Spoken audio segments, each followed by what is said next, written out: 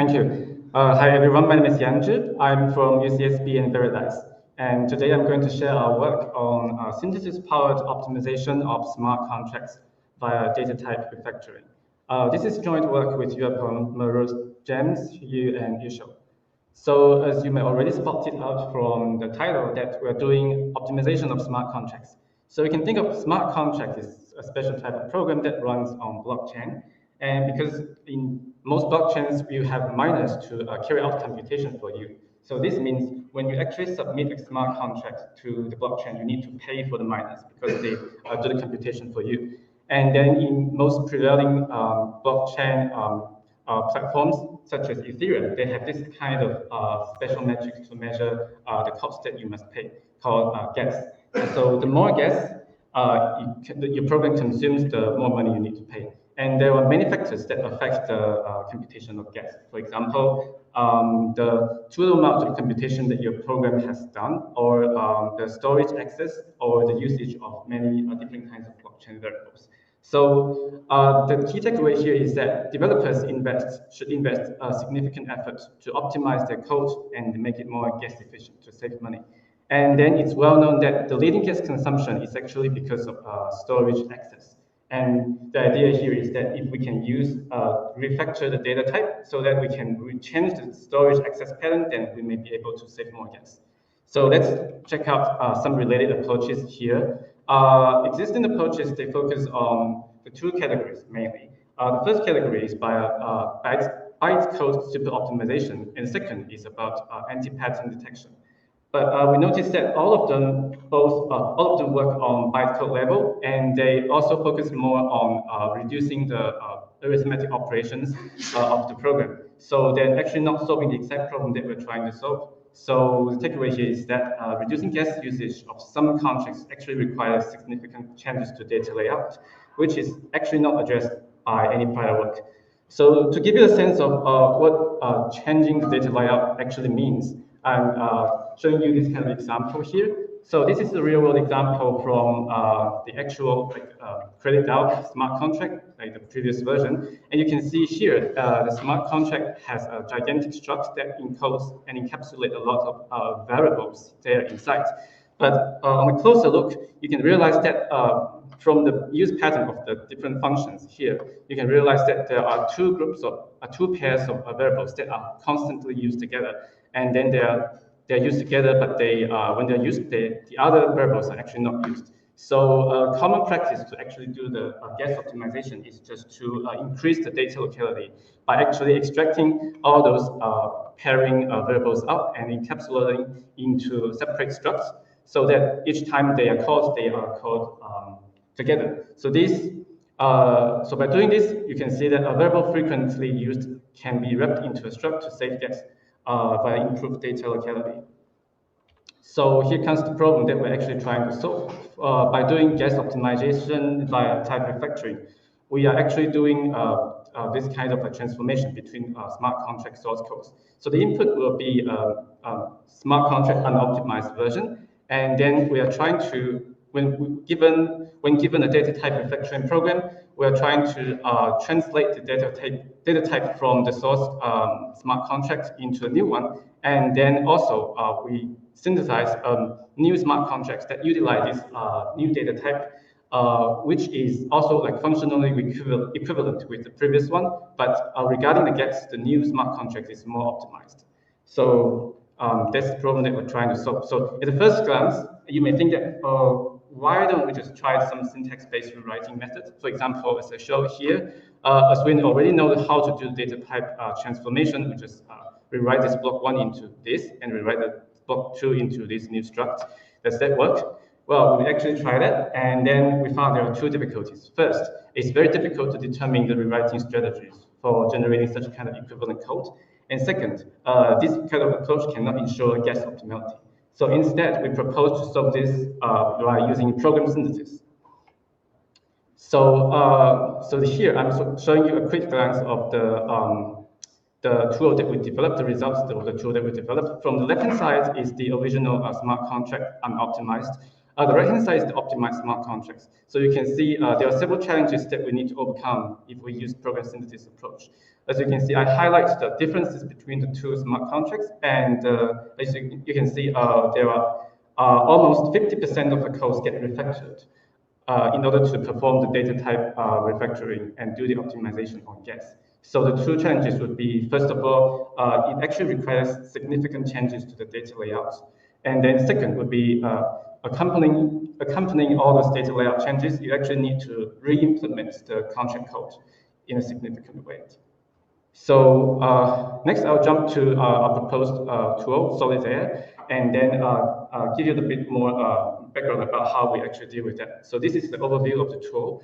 And the input would be a smart contract and also a data type transformation program. So we do have a domain-specific language that allows you to do this kind of data type transformation in a more easy way. But you can also use the auto-tuning module built within our tool to actually automatically explore different kinds of data type transformation program. But anyway, you have a smart contract, and the input also contains a data type transformation. And then we invoke an optimal synthesis procedure to actually generate a more optimized refactored smart contract. There are 4 steps. So the first step actually is called type declaration. And type declaration will solve the previous data layout transformation problem for you. And the remaining 3 steps, namely variable declaration, sketch generation, and sketch completion, will do the remaining code re-implementation for you. I'll go into details about this in the following slides. So the whole tool outputs a refactored smart contract, which will have the more optimal gas consumption. So about how we encode the optimal gas consumption into the program synthesis, we actually utilize the optimal program synthesis procedure to do that. I'll also talk about that later in our slides. So digging into some more details about the technique, I would like to introduce even simpler running example, but it keeps the same spirit as the previous example that you've seen.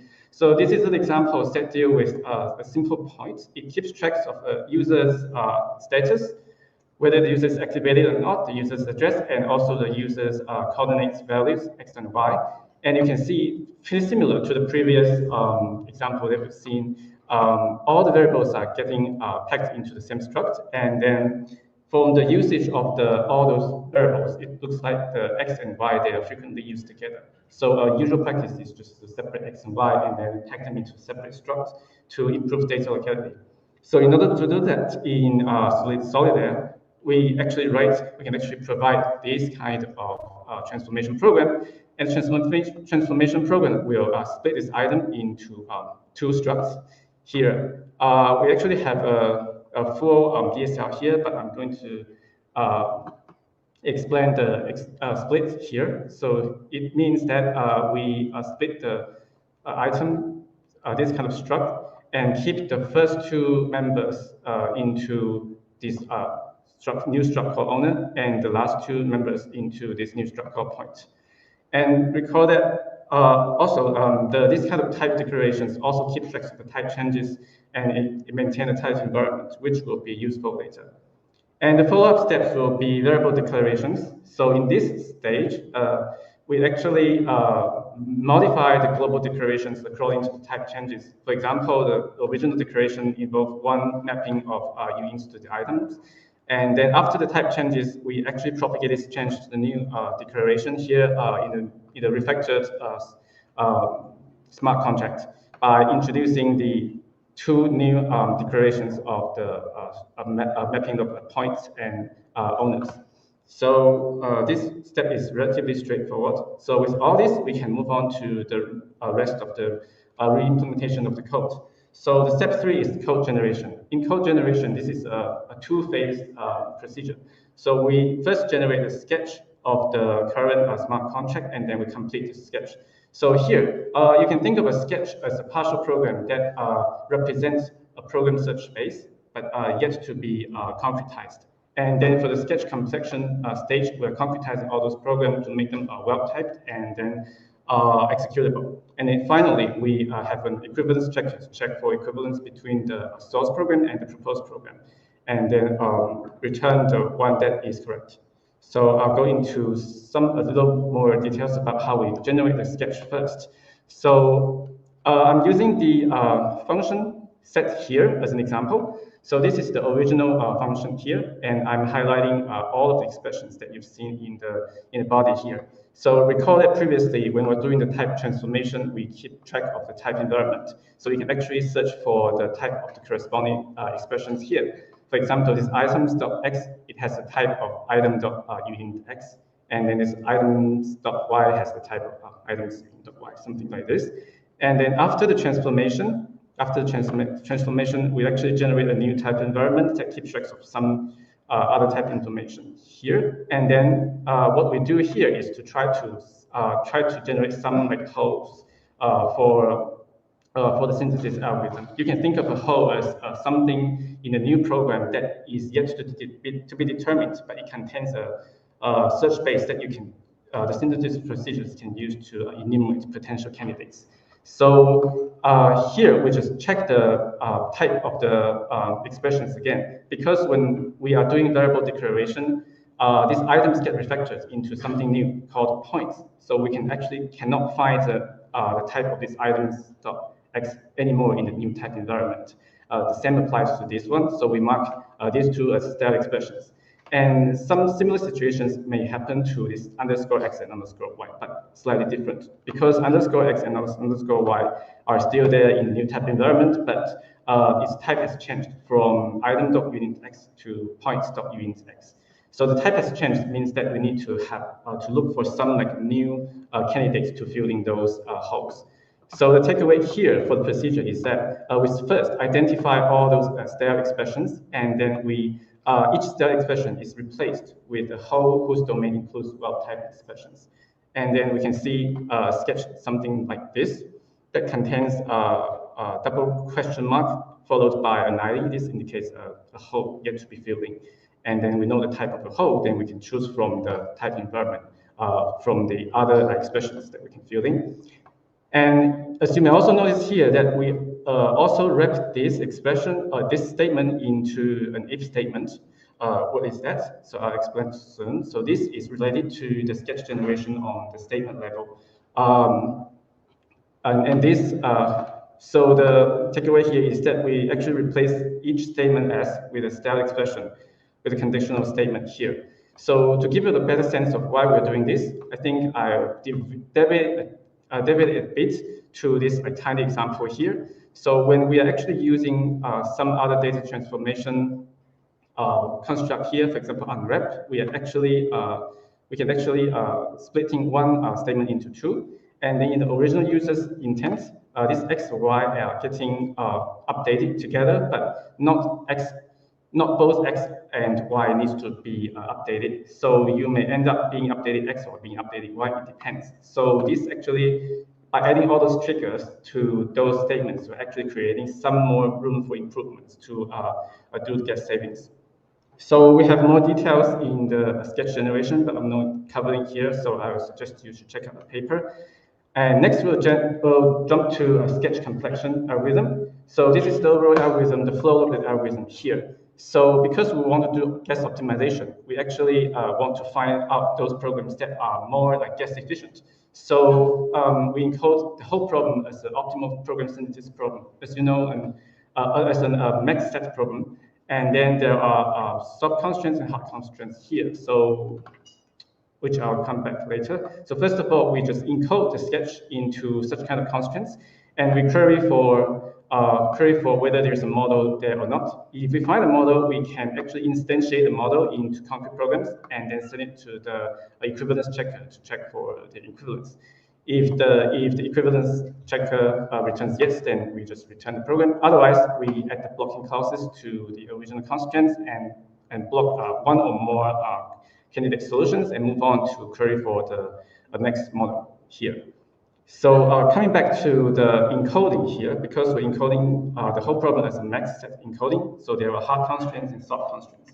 So I'm not going into detail of how we encode that, but there are two takeaways here. The first is that the hard constraints, we mainly designed it to ensure the well typeness and of the generated model and the program. And for the soft constraints, that's where we actually inject the the notion of like gas optimality. So we have this kind of proxy metric to estimate the gas usage in a static way. In the sense that when we are doing synthesis, we can easily, quickly estimate the gas usage of a candidate program by considering the following two metrics. First is that we're trying to minimize the number of blockchain variables used, and the second is by minimizing the number of statements inserted. So this gas optimality will be injected into the sub constraints. So with all this, is this done? So actually no. So when we are actually trying to attack on a problem, we realize that the search base sometimes is too big, and then simply blocking one model here, for example, is not enough. So we need a way to actually generalize the clauses to actually block more models in more solutions. And that's how we end up with this minimum failing subcontract notion. So this is the key idea is just to generalize the model M and add a blocking clause that can prevent many incorrect programs at the same time. For example, the original contract, this is a simple original contract on top, and this is the one of the candidate contract that is incorrect, and then it's incorrect because of this get X is returning Y. And then if we block the whole contract, we're blocking only one examples. And the minimum failing subcontract techniques can allow us to actually generalize the idea to actually block partial contracts.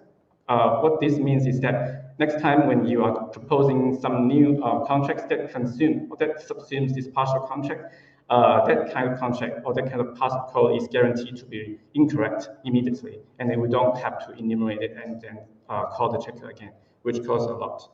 So this idea actually helped a lot, which you will see. You can check out in the original paper. So with that, I'll jump to the evaluation. So Solidare itself is implemented in a combination of Java and Kotlin. We use Set4j as the backend solver. And then we collect benchmarks from two sources. The first source is from Etherscan, which contains 2 benchmarks, and the second source is from GasStation, which contains 10 benchmarks. And the criteria for choosing those benchmarks is to make sure that it contains those benchmarks can contain rich data structures, and then it contain complicated control flows. And all those benchmarks can cover a wide range of usage. For example, options, crowdsourcing, and those other applications. And for those benchmarks that are from GasStation, they are most frequently used smart contracts, and some of them are actually gas burners. So we're particularly interested in some research questions, which I will show together with its evaluation results. The first question is that whether Solidare is able to generate equivalent code for different data layouts. So the answer is yes. So from the right-hand side, I paste a gigantic table. You don't have to read all the details there. Just you can pay attention to the 2 columns that I highlighted. So the 2 columns, they are sketch time and completion time. So we can see Solidare can solve all of them with an average running time of 21 seconds and a median running time of less than 1 second. So by a further observation, you can see there's a major time cost is actually spent on the sketch completion phase, which is expected because the sketch completion phase contains a lot of heavy lifting procedures. For example,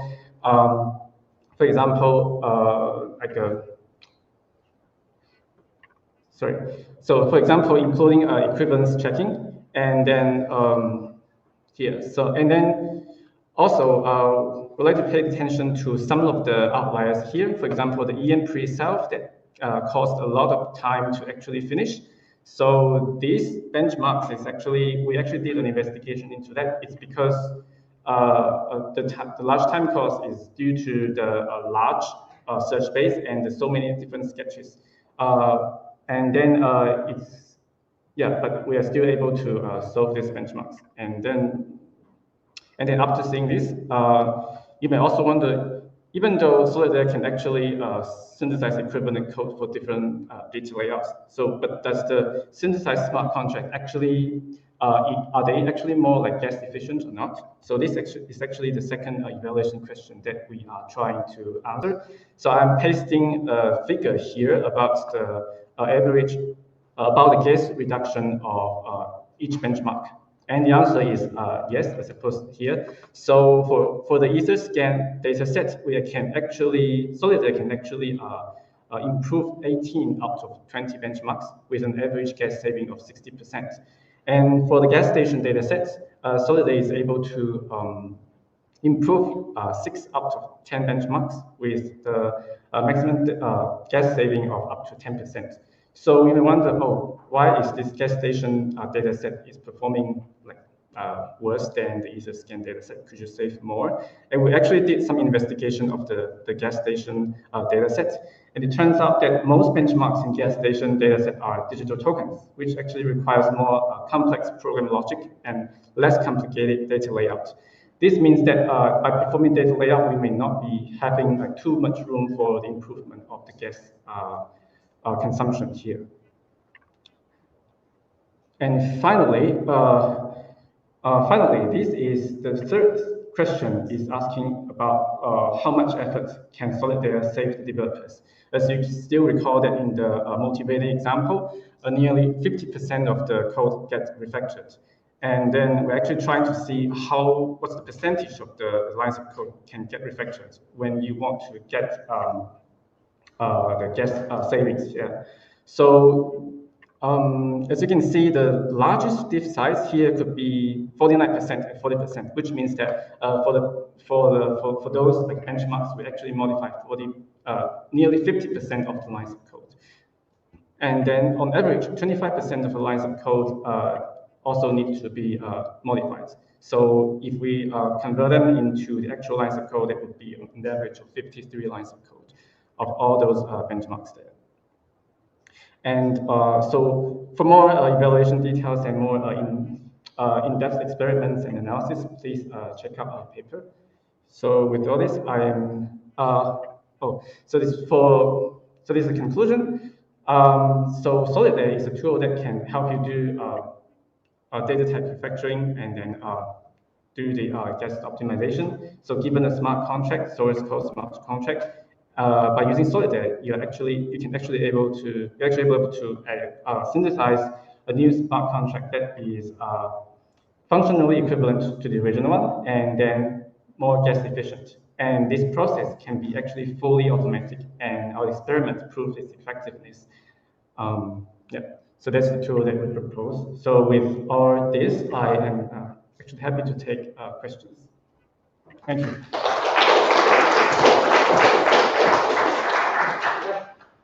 Time for questions. Okay, we have one there.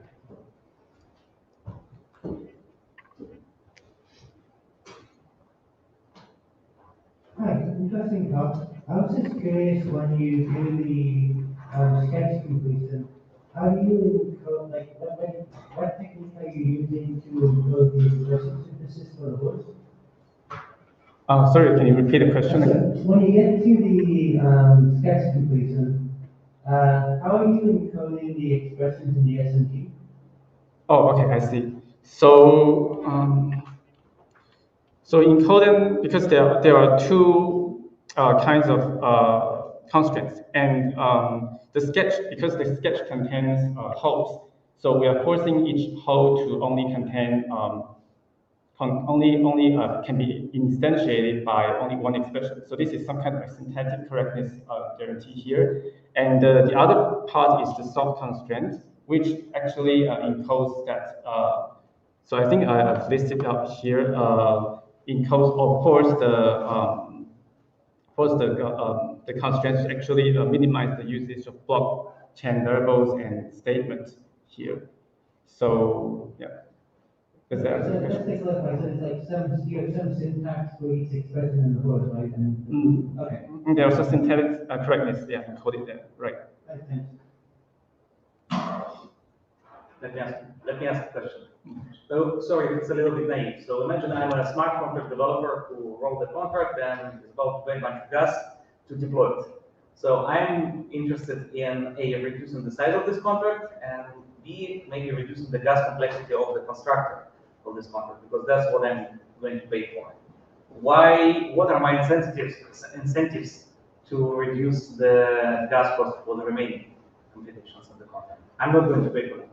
Oh, so let me, so if I understand the question correctly, so you're asking what's the incentives for optimizing the other functions besides the constructor, right? Yes. Oh, I see. So because after you deploy everything, after you deploy the smart contract there, so as I mentioned, different blockchain, they have this kind of metrics to measure how much cost that you should pay. They're called gas, and gas is related not only to the deployment cost of the constructor, it's also related to the actual transaction that your smart contract is actually running. For example, after your deployment, you may still perform more computation. You may still have more access to different kind of locations, and then you may also have more access to the blockchain variables, which will also cost some other additional gas costs.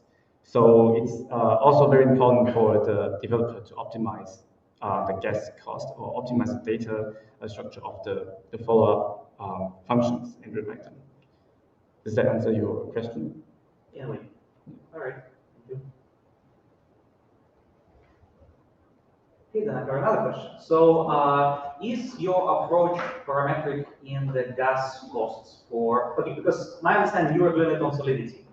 And the gas costs that come from EVM, and although not very frequently, those change, and there are papers like Broken Meter by Benjamin Lipschitz where they say how this cost might be inadequate, so they might be redesigning the system. So my question is, how easy is it to adapt your system if the gas allocation in EVM doesn't change?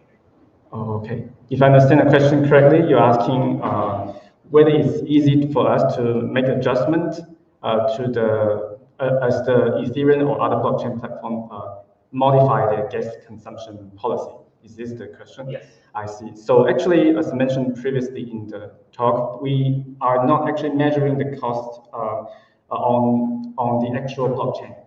We actually have a proxy matrix that help us statically analyze all the costs that is encountered during the execution of the transaction. So if the blockchain platforms they have new strategy or new policy for estimating the gas cost, we can actually adjust our proxy matrix accordingly.